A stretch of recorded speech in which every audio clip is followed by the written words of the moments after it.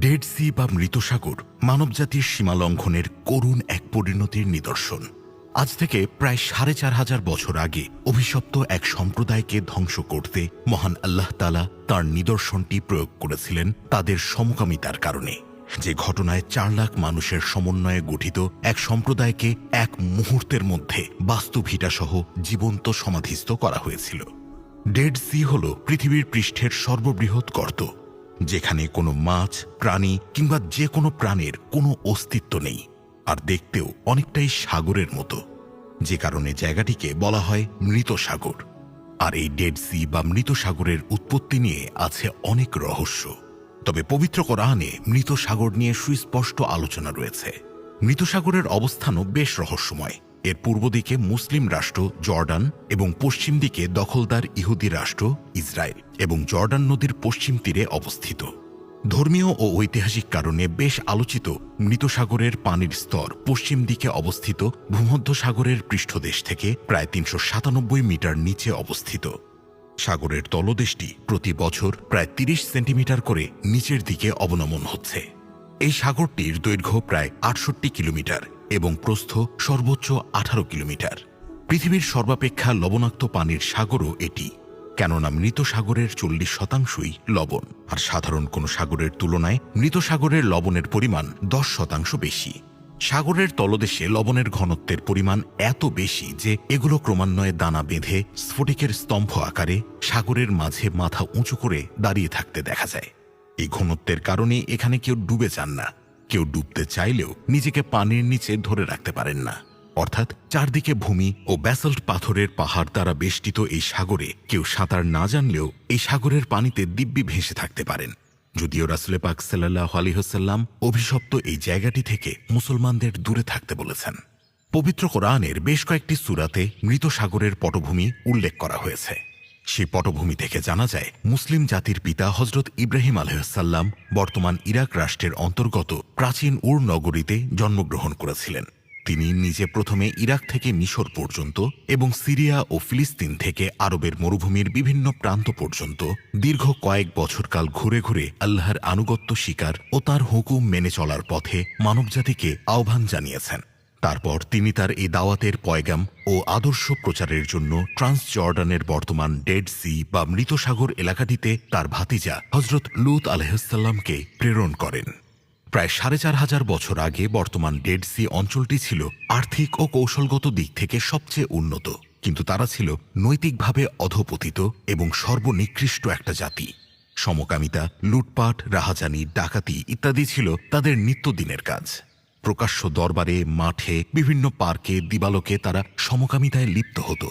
হযরত লূত আলাইহিসসালাম তার এই জাতিকে বিভিন্নভাবে এসব অপকর্ম হতে বিরত রাখার জন্য আপ্রাণ চেষ্টা করলেন, কিন্তু কিছুতেই তিনি তাদের বোঝাতে কিংবা বিরত রাখতে পারলেন না, বরং উল্টো তার জাতি তাকে দেশ হতে বহিষ্কারের সিদ্ধান্ত নিয়েছিল।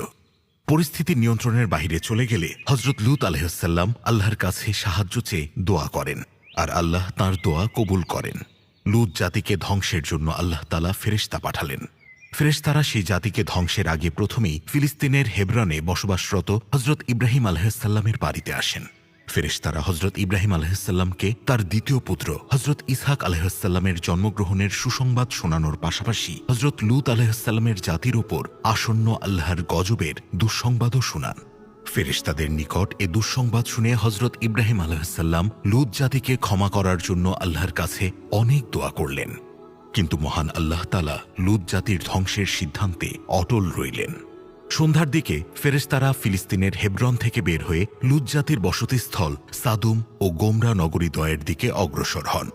যেহেতু নগরীদ্বয়ের লোকেরা সমকামিতায় নিমজ্জিত ছিল, তাই ৩ জন ফেরেশতা হযরত জিবরাইল আলাইহিসসালাম, হযরত ইসরাফিল আলাইহিসসালাম এবং হযরত মিকাইল আলাইহিসসালাম কৌশল স্বরূপ সুদর্শন ছেলে মানুষের রূপ ধারণ করে ওই এলাকায় আসেন।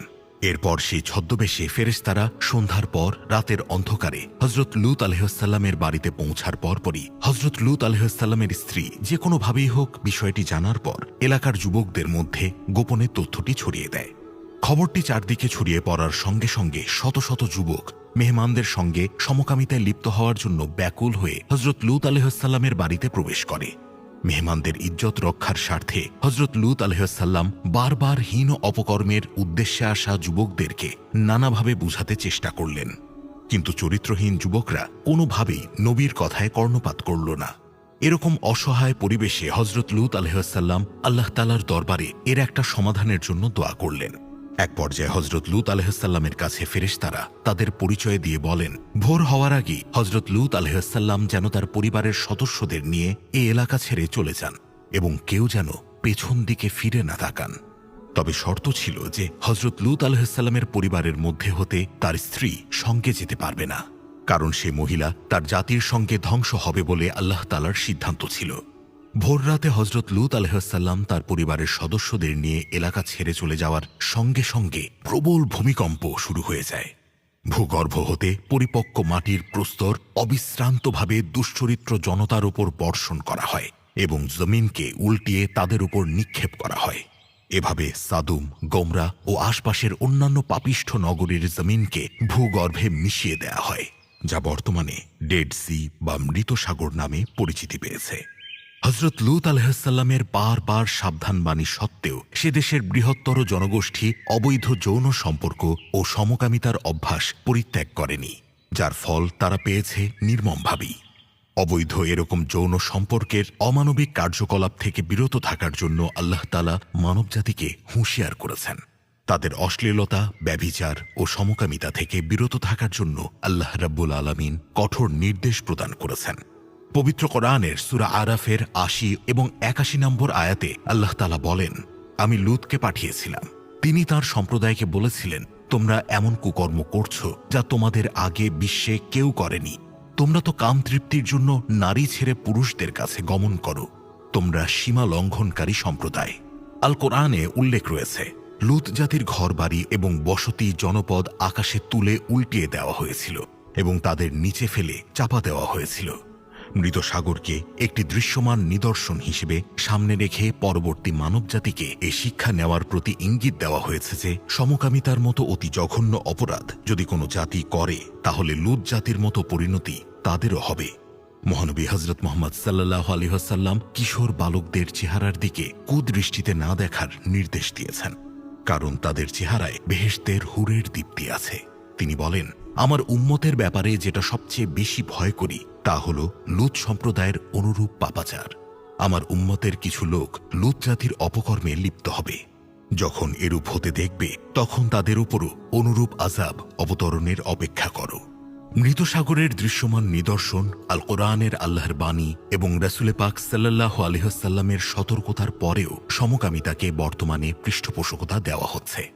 মহান আল্লাহ তাআলা আমাদের এসব পাপাচার থেকে মুক্ত থাকার তৌফিক দান করুন। আমিন।